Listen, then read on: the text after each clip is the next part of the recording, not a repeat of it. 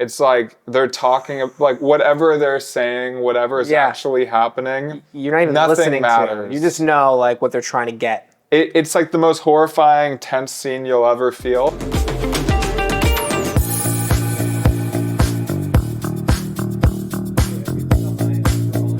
We're good? All right, so like, I know where to start, Tom. Sit down. Always Sit down. We're rolling. Sit down, Tom. Hey, everybody. Welcome to the Kinolime podcast. I'm John Schramm here today. As always, I don't want to call you like sidekick because you're not a sidekick. Oh, thanks so much. Like, I've been promoted from, what am I, co? I don't know. Like, you know, like riding in like the little motorcycle, you're like a little sidekick. Yeah, Robin. Yeah, you're Robin. I've always wanted one of those really badly. Yeah. They do exist. You can get a little sidecar. Yeah. But I can't stop laughing because I look at your lav mic. It just looks like it's going to drill into your neck. It is. I don't know. Like, I can't even see it for all I know. Don't go down. It's hitting against your I don't know, like your J. Crew sweater. Cool, yeah. We have a very heady podcast today. So I want everyone to get a cup of coffee, an espresso shot. I just had and it's not here, a ginger shot to wake me up here because we're getting into like a really theoretical screenwriting advice today. This is our Tenet episode. This is our Tenet. This is Tenet of the Kinolime podcast. We're going to talk about icebergs. So I don't know if y'all heard of the iceberg theory. I'm going to let Danny explain it. Yeah, it's essentially a writing theory devised by Ernest Hemingway. It's also called the theory of omission.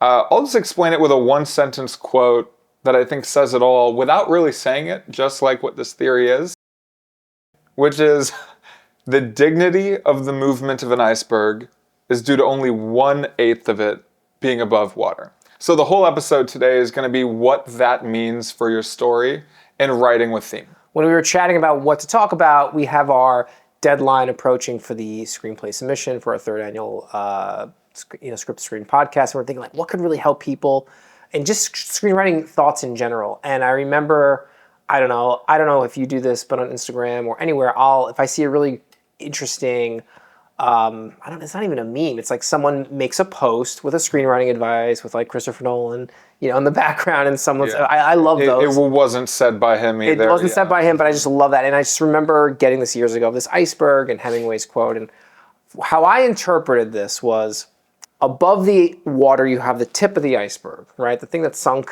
the Titanic, but underneath is this massive, giant iceberg that's floating. And so I view that as like your story, your surface level, the plot, the characters, dialogue is all top, but really what makes a great movie to me is what's underneath, the things that are not said. And I find that in current filmmaking or just stuff that we read, it's like, again, it's a situation, it's the plot, but it's lacking like, what is this really about? And this is something that I had to learn as a screenwriter. So I'm going to, have a little confession here.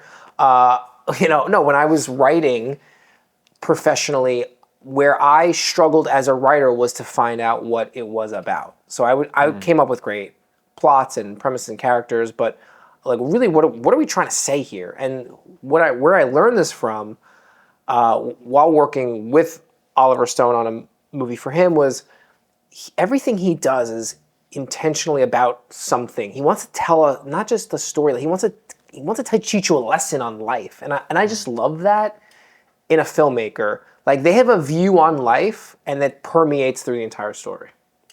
Yeah, it's beautiful. The thing that I think about a lot when it comes to this specifically is, when I watch a great movie with friends at a theater, the really great ones, we will talk for hours about the movie afterwards without even really bringing up anything that happened in the movie. Mm-hmm. And I think like when you get that, right, like when the theme is so clear without ever truly being stated that every person can have their own interpretation of it and talk with like a lot of soul, like it really did connect with them. It's the type of movie that sticks with you without inherently having to remember the movie. Yeah. Right? And part of that theory of omission that Danny mentioned before is that you should be able to strip away so much dialogue and aspects of your story that you as the writer know your world so well that every move your character makes, every little thing has meaning and subliminal purpose that influences you as a reader and puts you in that mode. I'm like really tired talking about I'm just like this, my brain's working overload. So you guys are probably thinking like, what the hell, guys, what are you speaking like What does gibberish any here? of So this we're gonna mean? break it down here. I'm gonna start with a tip that I have that I really like to talk about. It's know your backstory, but don't show it.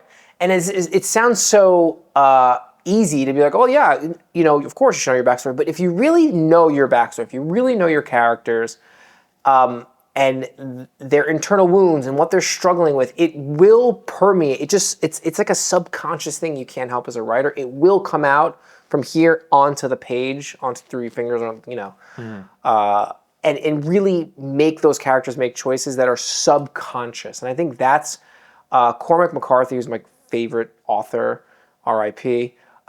He would always talk about trying to write in a zone where it just would be second nature. It was just pouring out of him. It's like this gear that you don't know about. And I think that's knowing your backstory. Like you really should think about, write a backstory, know your internal, wound for your protagonist. What are they afraid of? What were they doing? But like, don't necessarily show it. Does that make sense? Yeah, it's why I love Twin Peaks, right? Like, I actually have a great kind of David Lynch quote about all of this, because like, why people love David Lynch so much, I think specifically is like, his films are uncanny and they're crazy and they're creative, but like he always said, like, you can't have a bad interpretation or a wrong interpretation of one of his films. There's so many layers of emotion and thought, and just they're kind of like open tables for you to take whatever you want from them. Well, he would also talk. He would go into the transcendental meditation. He would talk about the fish in the sea, and you get your ideas. And he was great. But before I move on from this topic, I just want to give a piece of advice that I think, or an exercise, is to give your character a secret, but don't reveal it. Like, what's a secret that they have that is interesting to you and to the character, but like, don't reveal it. Like, just like, what's something that they have? When you're writing, think of a really awesome secret and just keep it in your head. So when you do write, it will come out, but we don't ever reveal it. So that was a pretty cool advice to try it out. 100%. Give somebody a secret. It's like what Greta Gerwig says, right? She's like, all my characters need like a want, a need, and a secret. Yeah, I was literally just thinking of that. Wow. Yeah, and subliminal. It's a beautiful thing. And then I think like in general, right? Because what we've done so far is we haven't really honed in on anything specific in terms of film for this, but what all of this is kind of in essence, what we're trying to lay out right now before we get into is you want to be able to essentially lay the groundwork to have as strong of a dramatic or central argument as you possibly can without beating your audience over the head with it, right? Yeah. You want to lead them as subtly as you can to, this same kind of amazing realization you had that thrusted you to write this story. John, is there any film specifically that you think kind of uses omission or like, I guess plays with these kind of frameworks in a way that's like stuck with you? Well, I mean, again, I brought up Cormac McCarthy. Yeah. And No Country for Old Men, even though he wrote the book, but the Coen brothers interpreted and created that, living thing, which is one of my favorite movies of all time. I mean, yeah, that is a very subtle film where, not a lot is going on in terms of dialogue. And that's like something that I think is super important.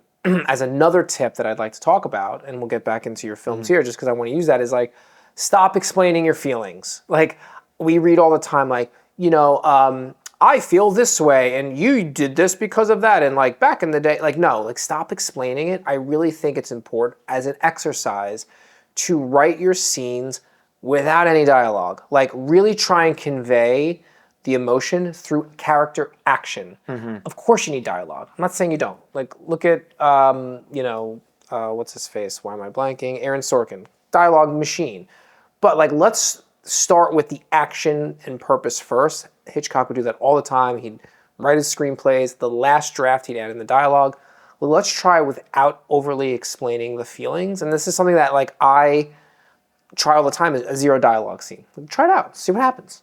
Maybe something will come about. Like they're gonna just like pick up a glass and fucking throw it against the wall. I don't know. That's your character. That's what comes to life. But if you have the safety of the dialogue, you just get. It's not that it's lazy.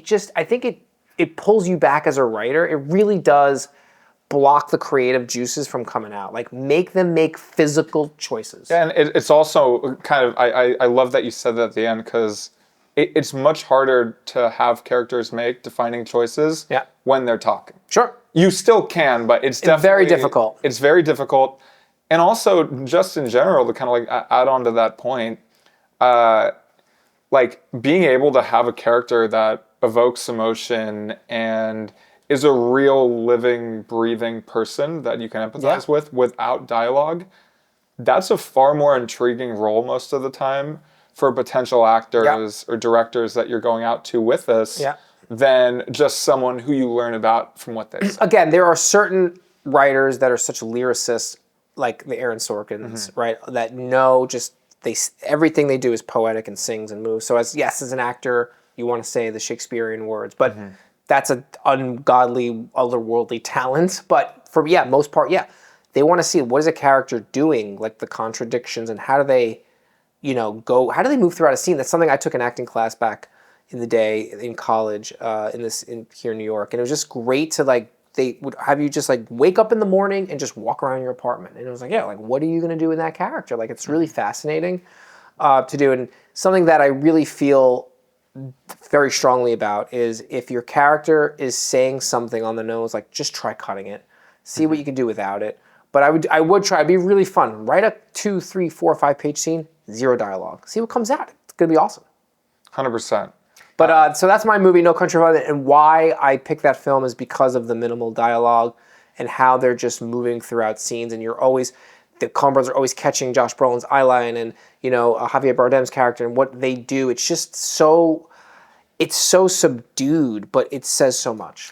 Yeah, it's like, I always think about with that film, it evoked, and I feel like these scenes are kind of this theory at its best. It's like the scene where, the coin flip in the gas station. Yeah. Not much is said. There isn't inherently a deliberate, understanding of what the stakes are for the gas station attendant. But, your mind just races of, what is this monster going to do to this character? I would say there is stuff said because it is like a philosophical debate, but I know what you're saying. It's like he's just getting gas. Yep. And somebody says something to him the wrong way, and all of a sudden he goes from I was going to let this guy live, but now I'm going to juggle with your life. And again, 100%. The coin flip moment is so important because it reveals the antagonist's view on life and how he views, things are by chance. I'm going to leave it up to a coin flip to whether I'm going to take your life or not, which is really sick, but also I kind of get it, if you're that sick. So it's a great example of that. And that's something that we go to our third.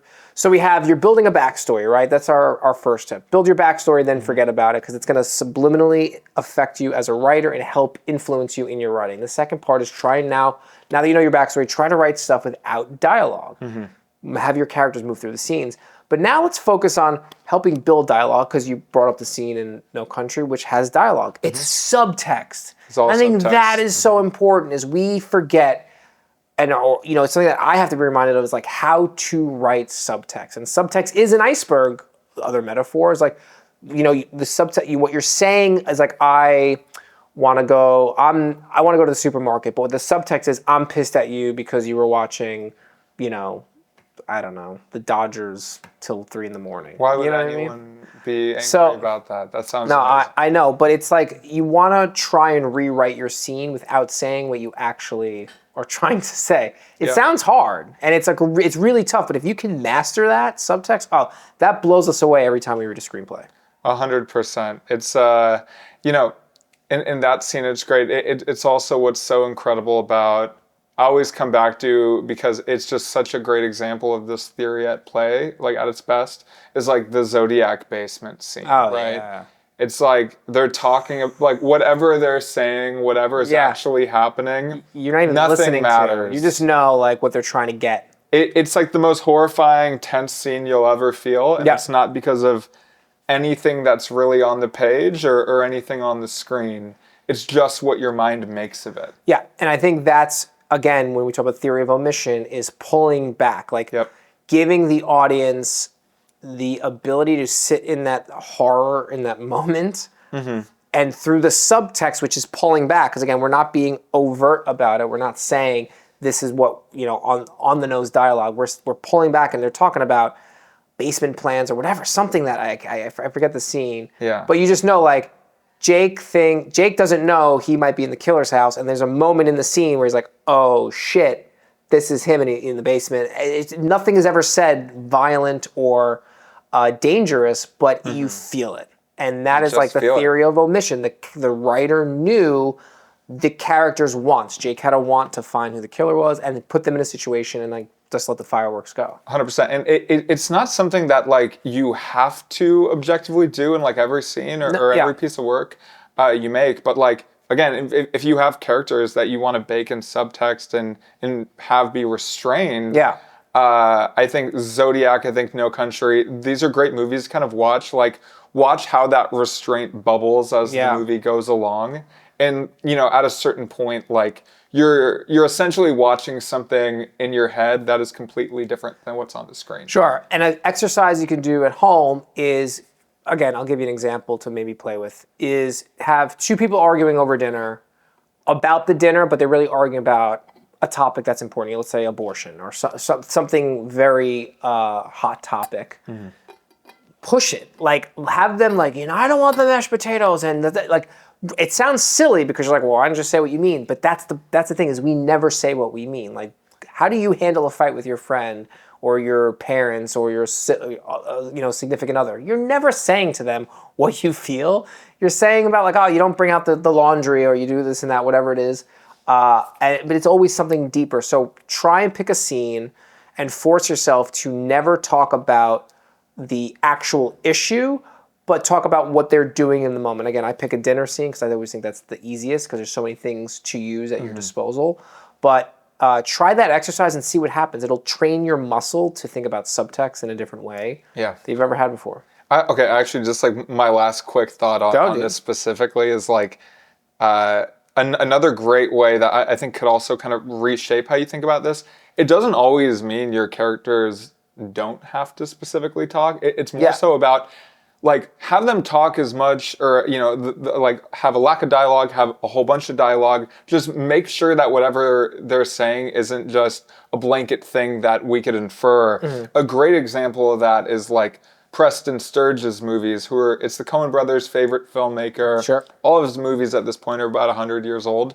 But his characters just babble and talk. And it's hilarious, but like most of what they're saying really doesn't have anything to do with the story. But every one of his films almost, they kind of have like these needle drop moments where a character will be babbling for minutes and then just kind of state what they actually mean. Sure. And it almost feels like it's I think best in the Palm Beach Story. The first 20 minutes that are a great example of this. But it's a good exercise in seeing how you can make someone fall in love with a character and know exactly who they are without them actually saying anything about their wants and needs. Love that. And that's really cool. So you could try it two different ways. Yeah. And then when we talk about scenes, another tip we want to give you is that there should be, but if you think about having a hidden argument in every scene, you're not just writing to move the plot forward. I think that's something we see a lot is people rush to get from plot point to plot point to plot point to move their character through the story. No, like sit back, take a scene, and there should be a hidden argument. What does each character want? What is the intention and obstacle in that scene? And what's your, like the hidden argument thematically? Take a scene like this, dinner scene about abortion. Like what is they actually arguing about?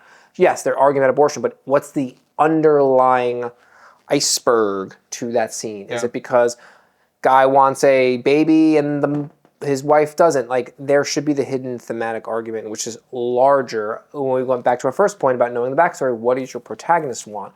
So in these scenes, think about what is your hidden argument, right? What is the scene? I say this about any movie. What is the scene really about? Yeah. When you make a movie, if you're gonna like ask us for 2 hours of our lives, $50 to go see your film, what are you saying about life, right? What is it that this movie is really about? And I bring up Oliver because his movies are so fantastic. And you look at Wall Street.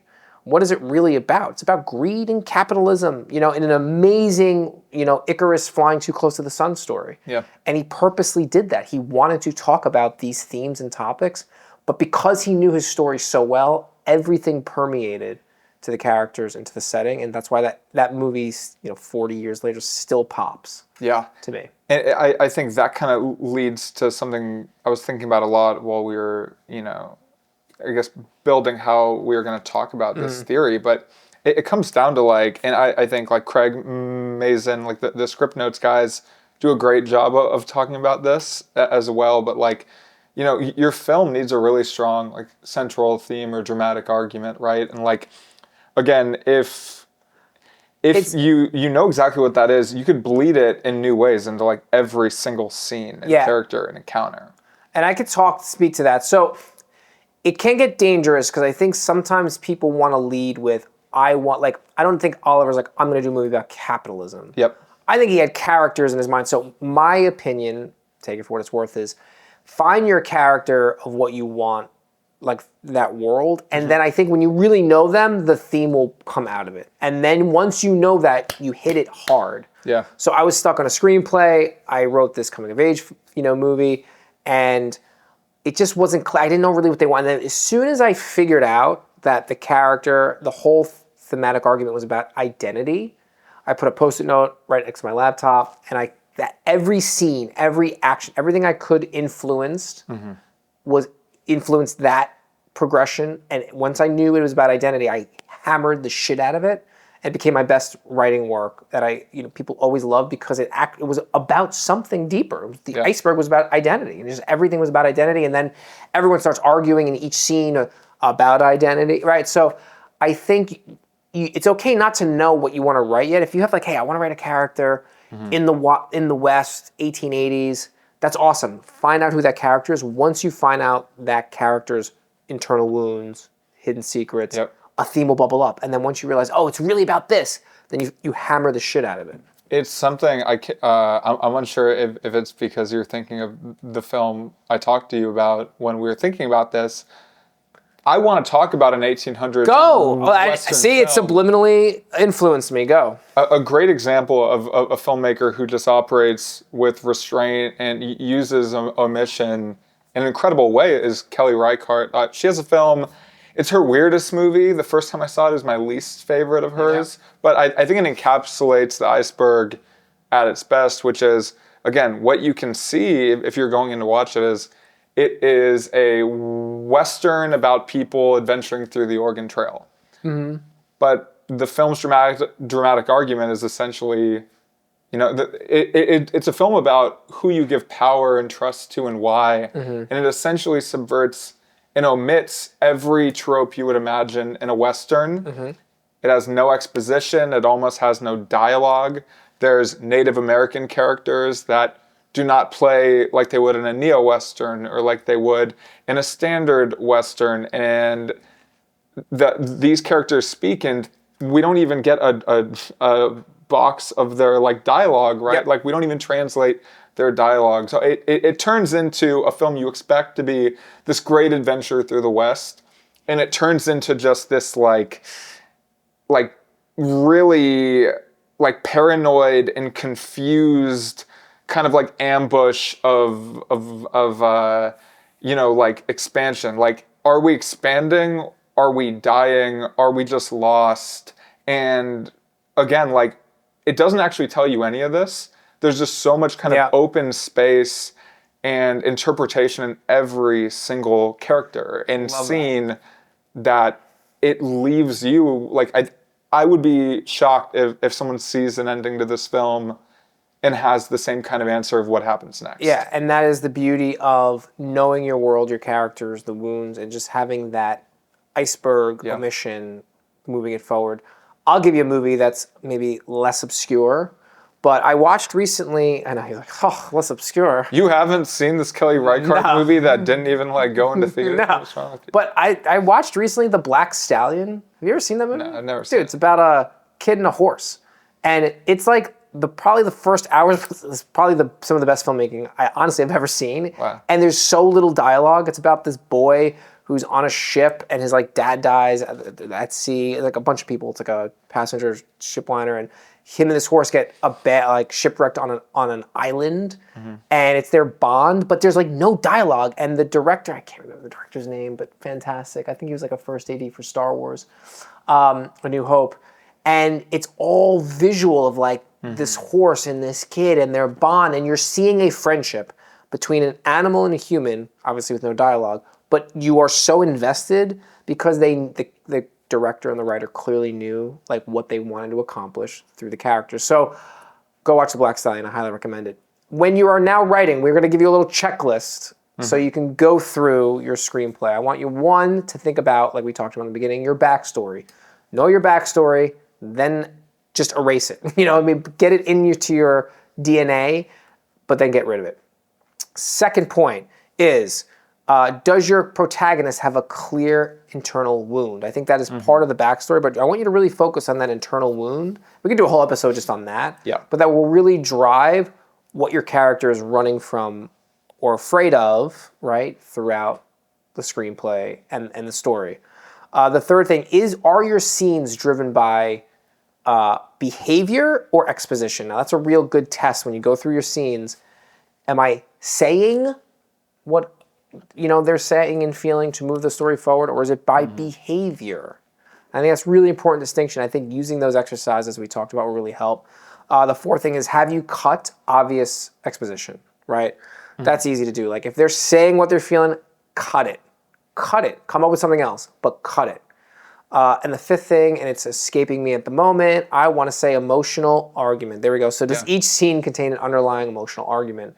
So as you have your backstory and you go blah, blah, blah, blah, blah, once you get to the scene level, does each scene have its emotional argument? And again, you don't want to be so analytical and clinical about it, but it's all about, these techniques are to help you into a mind frame to start thinking about your writing differently, how to level up. Yeah, and look, like what especially that last point leads into, and I think it's what's actually exciting about any form of writing, right? It like all these steps kind of strip you down to like, what do you have to say about the human condition? Like, what about your experience as a person do you want to share?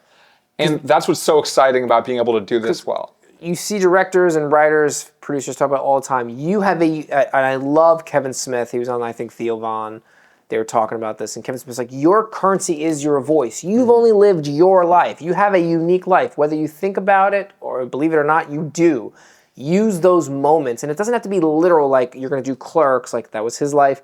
Tarantino says he uses his friends and people he's met in his fictional stories. So you've lived a life, like use that. And what motivates you, what like really bothers you, what pisses you off. Fred LeBeau, who we've had on the show, talks about all the time. He would say, write 50 things that fucking piss you off. 50 things that make you super happy. Like, that will help you find what you're trying to say, because every great movie, the author is trying to say something. Yeah. They are. Look, and I'll give you a bonus tip that we talked about before, is this could be fun, is write without intention. It's a great exercise.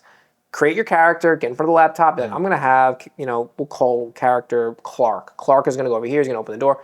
Just for like a few hours, just have them play. What does he do? Does he do something fucked up and like, I don't know, again, throw a glass at the wall? Does he kick a puppy? You know what I'm saying? Like, stuff will come out within you. It's really an exercise to get this shit in you out on the page. And that's where really the great writing will excel. 100%. And then, it just comes down to like, whatever these like big visceral emotions you've felt are, like, it's what's great about art. Other people have felt them and they've gotten there in a different way. Yeah. So like, if you can layer a subtext, if you could write these, tragic, tortured characters, which doesn't always have to be a drama, by the way. You can do that in a comedy, passionate about action. Yeah. Do that in a kid's movie. You'll tap into something that will leave, whoever read or watched your movie long after, they actually remember the movie. Well, Steven Spielberg is a great example, right? He, dare I say, make popcorn flicks, but I mean that in the most positive way possible. But it's about something. Every movie's about something. Always. Raise the Lost Ark, about something, right? So you can do it. Just sit and play, and how to get what you want to say is also very difficult. It's like, I talk to friends, I have to play on the page. Greta Gerwig, she'll write her first draft 300 pages to find out what her story really is. I can't tell you how to do it, but these are some exercises you can do at home that hopefully will bubble up. And we want to hear from you. Like, hit us up. Like, did any of these techniques work? Are there exercises we forgot that or don't know about that maybe we could tell the audience to know? Like, let us know. Like, what are some techniques that help you find your theme?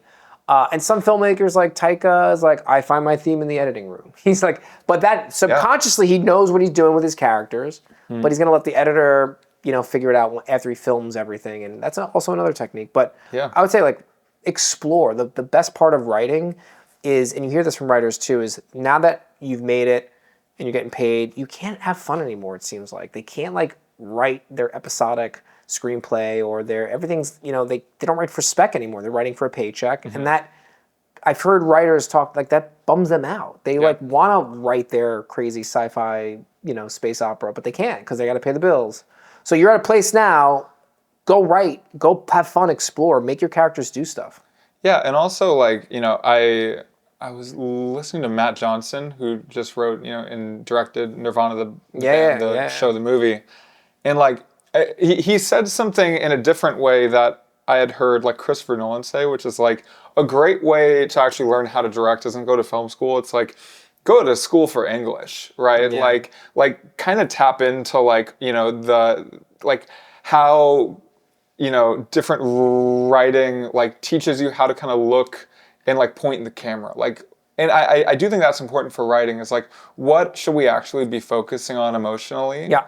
And just whatever that is for you, whether that's art or your like, whatever it is that kind of focuses you emotionally, lean into it, put it on the page. It'll be awesome. That's our parting advice. So we're super pumped. We can't wait to hear from you again. Hit us up in the comments. Let us know what works for you, what you liked from this. Is there another exercise that we don't know about? We want to hear from you because we are definitely not the smartest people in the room. But thank you so much for listening. I'm John Schramm. Danny Murray. See you later, and don't write exposition.